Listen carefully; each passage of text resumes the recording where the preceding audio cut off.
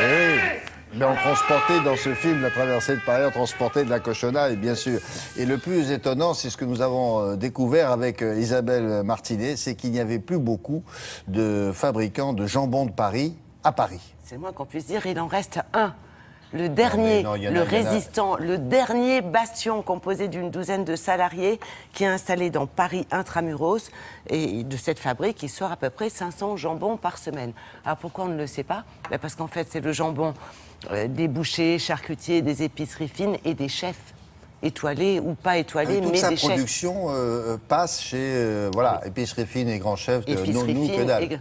Nous que dalle, c'est-à-dire non, pas que dalle si on va régulièrement chez son boucher, charcutier, traiteur. Mais dans la grande distribution, non. Non. Est-ce que le boucher, charcutier, traiteur, dans certains quartiers de Paris, mais mon jambon vient de chez monsieur machin? Alors, il y a quand même l'appellation, c'est-à-dire jambon de Paris, c'est un signe dont on trouve des traces dès le XVIIe, XVIIIe siècle. Ça s'est développé au XIXe, ça a décliné dès le XXe siècle à cause de l'industrie et au profit de l'industrie. Là, ce jambon, d'ailleurs, vous le verrez en retour, on le reconnaît facilement parce qu'il y a des petites stries, c'est la cuisse, c'est la fesse du cochon, vous voyez? C'est une belle fesse, bien traitée. Et vous allez voir dans le reportage que ça n'a pas tellement changé. Alors, elle vient d'où la fesse du cochon. Oui, non, merci beaucoup. Mais c'est pas un cochon de Paris.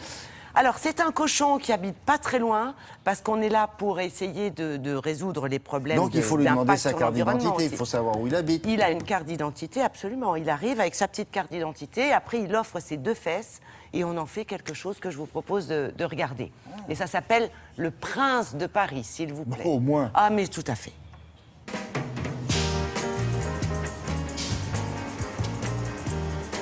Nous sommes le dernier fabricant de jambon de Paris à Paris. Nous avons décidé de ne pas quitter la capitale simplement car pour nous le jambon de Paris doit être fabriqué à Paris. Nous avons 3 fournisseurs attitrés pour le port. Nous choisissons nous-mêmes les pièces que nous allons travailler. La première étape chez nous, c'est le saumurage. On va intégrer donc une décoction à base de sel de Guérande dans le jambon à la main. Donc c'est un procédé artisanal qui permet d'imbiber en fait tout le jambon de la saumure. Après cette étape, nous avons le désossage de la viande. Nous, on fait ça à l'os coulé au couteau, c'est-à-dire qu'on va tourner autour de l'os pour l'enlever sans ouvrir la viande.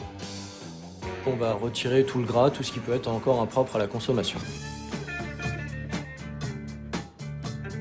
Après, on va lui faire prendre une forme particulière grâce à une chaussette, et ce qui va permettre, en serrant bien, de maintenir la viande, étant donné qu'on n'utilise pas de produits chimiques pour la fermeté.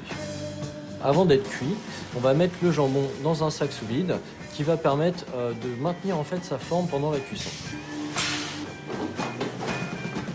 Après la cuisson, on va perdre aux environs de 2 à 3 kg sur nos jambons parce qu'on n'utilise pas de produits chimiques comme le polyphosphate pour conserver le jus de cuisson et l'eau à l'intérieur de la viande. La cuisson a duré entre 8 et 9 heures à 68 degrés à cœur. Une fois sorti du four, on va laisser donc les jambons se refroidir pendant environ 4 à 5 heures. Et après, on va remettre ces jambons sous vide et ils seront alors prêts à la vente consommateur. Au niveau du tarif, on se retrouve à peu près sur les mêmes bases que vous pouvez trouver en supermarché, simplement parce qu'on n'a pas d'intermédiaire. Nous, on vend directement aux charcutiers, aux bouchers et aux chefs.